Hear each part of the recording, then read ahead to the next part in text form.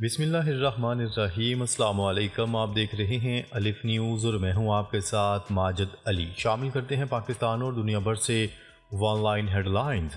فلسطینی ریاست کا قیام، سعودی عرب اور فرانس کانفرنس کی مشترکہ صدارت کریں گے۔ سعودی عرب اور فرانس آئندہ برس جون میں فلسطین ریاست کے قیام کے حوالے سے ایک کانفرنس کی صدارت کریں گے۔ یہ بات فرانسیسی خبرسہ ایجنسی نے بتائی۔ فرانس کے صدر جو ان دنوں سعودی عرب کے دورے پر ہیں، انہوں نے ولی عہد شہزادہ محمد بن سلمان کے ساتھ ملاقات میں علاقائی صورتحال کا جائزہ لیا۔ اس کے علاوہ شام میں جاری کشیدگی کو روکنے کی کوششوں پر بھی بات چیت کی گئی۔ اسرائیل کی لبنان میں دوبارہ جنگ شروع کرنے کی دھمکی۔ اسرائیل کا کہنا ہے کہ حزب اللہ کے ساتھ جنگ بندی ختم ہوئی تو وہ لبنان میں جنگ دوبارہ شروع کرے گا اور اس بار لبنان کی ریاست کو بھی نشانہ بنائے گا۔ نیوز رپورٹ کے مطابق اسرائیل کے وزیر دفاع نے لبنانی حکومت کو دھمکی دیتے ہوئے کہا کہ اگر جنگ بندی ناکام ہوتی ہے تو اسرائیل حزب اللہ اور لبنانی ریاست میں فرق نہیں کرے گا۔ انہوں نے کہا ہے کہ جنگ بندی معاہدے کے مکمل نفاذ کے لیے پوری قوت بروئے کار لائیں گے اور اس حوالے سے کوئی نرمی نہیں برتی جائے گی۔ ترکیہ ایئر لائنز کی لبنان کے لیے پروازیں بحال۔ ترک فضائی کمپنیوں نے لبنان کے دارالحکومت بیروت کے لیے پروازیں بحال کر۔ عالمی خبرساں ادارے کی رپورٹ کے مطابق اسرائیل کی لبنان پر بمباری اور حملوں کے پیش نظر دنیا کے کئی ممالک کی طرح ترکیہ کی فضائی کمپنیوں نے بھی 21 ستمبر سے بیروت کے لیے پروازیں معطل کر دی تھیں، جو اب بحال کر دی گئی ہیں۔ اقوام متحدہ کا مسئلہ فلسطین کے دو ریاستی حل کے امکانات پر تبادلہ خیال کے لیے جون 2025 میں بین الاقوامی سربراہی اجلاس منعقد کرنے کا اعلان۔ اقوام متحدہ کی جنرل اسمبلی نے اسرائیل سے مشرق وسطیٰ میں مقبوضہ فلسطینی علاقوں سے دستبردار ہونے کے مطالبے کا اعادہ اور مسئلے کے دو ریاستی حل کے امکانات پر تبادلہ خیال کرنے کے لیے جون 2025 میں نیو یارک میں بین الاقوامی سربراہی اجلاس منعقد کرنے کا اعلان کر دیا۔ یوکرین کی نیٹو میں شمولیت ناقابل قبول، اس کی اجازت نہیں دیں گے، روس نے خبردار کر دیا۔ روس کا کہنا ہے کہ یوکرین کی نیٹو میں شمولیت ناقابل قبول ہے اور وہ اس کی اجازت نہیں دے گا۔ تاس کے مطابق یہ بات روسی وزارت خارجہ نے وزیر خارجہ سرگئی لاروف کے حوالے سے جاری بیان میں کہی۔ انہوں نے کہا کہ یوکرین کی نیٹو میں شمولیت ناقابل قبول ہے اور ہم اس کی اجازت نہیں دیں گے۔ سعودی عرب کی جنوبی کوریا میں اپنے شہریوں کو عوامی اجتماع سے دور رہنے کی ہدایت۔ سعودی عرب نے جنوبی کوریا میں اپنے شہریوں کو احتجاج سے گریز کرنے کے ساتھ ساتھ سفر میں احتیاط برتنے کی بھی ہدایات جاری کر دیں۔ العربیہ کی رپورٹ کے مطابق یہ پیش رفت جنوبی کوریا کے صدر یون سک یول کی ایک تقریر میں مارشل لا کے اعلان کے تناظر میں سامنے آئی۔ جنوبی کوریا کے صدر نے افواج کو شمالی کوریا کی حامی قوتوں کے خلاف مضبوط کرنے پر زور دیا تھا۔ 1980 کے بعد یہ پہلا موقع ہے جب جنوبی کوریا میں مارشل لا کا اعلان کیا گیا ہے۔ بھارت اور بنگلہ دیش کے درمیان بڑھتی کشیدگی۔ شیخ حسینہ کی حکومت کے خاتمے اور ان کے بھارت فرار ہونے کے بعد سے بھارت اور بنگلہ دیش کے درمیان کشیدگی میں مسلسل اضافہ ہو رہا ہے۔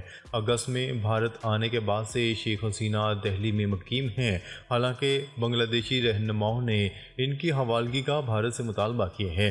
بھارت میں بنگلہ دیش کے مشن پر حملہ، نئی دہلی کا اظہار افسوس۔ نیا تنازع بنگلہ دیش میں ایک ہندو رہنما کی گرفتاری کے بعد شروع ہوا۔ کرشنا داس کی گرفتاری کے خلاف ایک ہندو شدت پسند تنظیم کے درجنوں کارکنوں نے 2 دسمبر کو بھارت کے سرحدی صوبے تریپورہ کے دارالحکومت اگرتلہ میں بنگلہ دیش کے قونصل خانے پر دھاوا بول دیا، وہاں توڑ پھوڑ مچائی اور بنگلہ دیش کے پرچم کو جلا دیا۔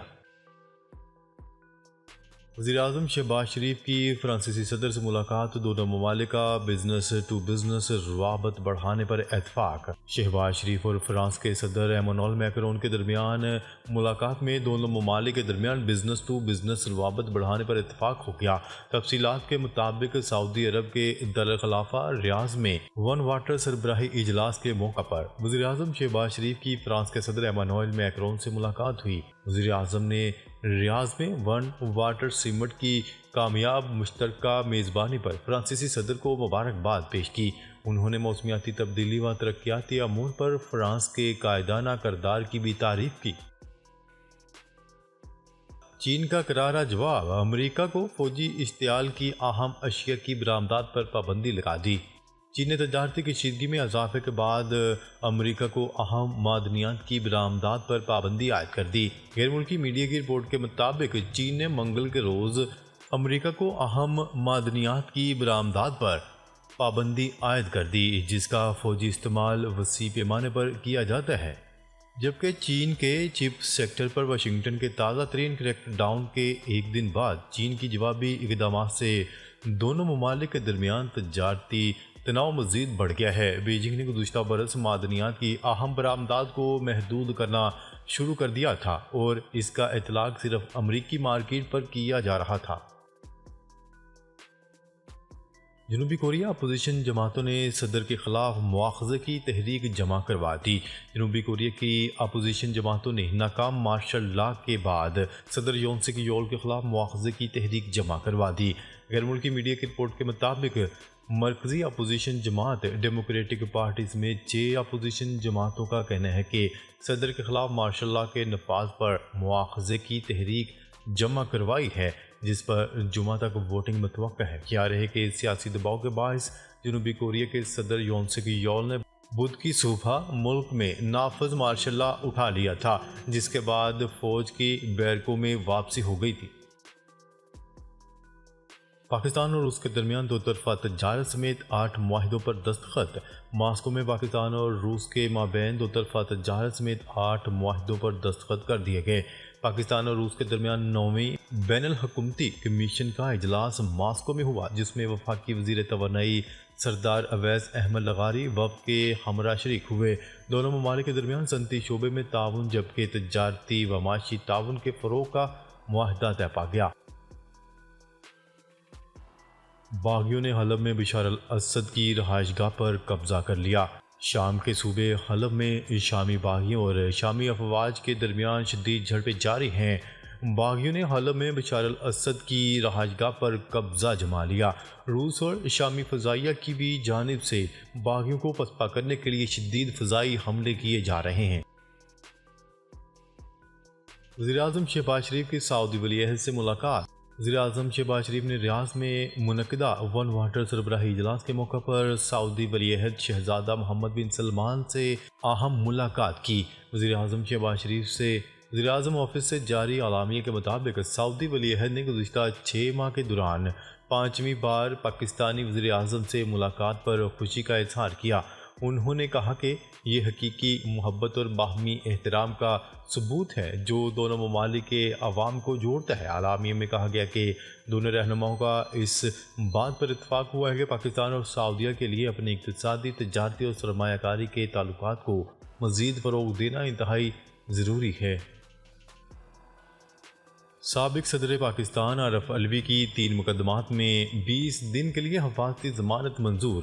عدالت نے عارف علوی کو 20,000 روپے کے مچلقے جمع کروانے کا حکم دے دیا۔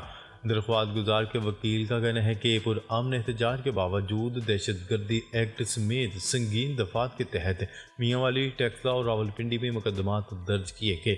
وکیل کا کہنا ہے کہ عارف علوی کے خلاف مقدمات کے اندراج کا مقدمہ سیاسی دباؤ میں لانا ہے۔ 125 رکنی جرگہ کرم پہنچ گیا۔ امن و امان برقرار رکھنے کے لیے پولیس کی بھاری نفری تعینات۔ کرم میں امن و امان کو برقرار رکھنے کے لیے پولیس کی نفری بڑھانے کا فیصلہ کر لیا گیا۔ آئی جی خیبر پختونخوا نے ایڈیشنل چیف سیکرٹری کو مراسلہ ارسال کر دیا، جس میں کہا گیا ہے کہ وقت کا تقاضا ہے کہ کرم کی مرکزی شاہراہوں کو محفوظ اور پرامن بنایا جائے۔ راسلے میں کہا گیا ہے کہ ٹل پارا چنار روڈ کی سیکیورٹی کے لیے 400 ایکس سروس مین کی بھرتی کی جائے۔ ایکس سروس مین میں 350 سپاہی اور 50 ہیڈ کانسٹیبلز ہوں گے۔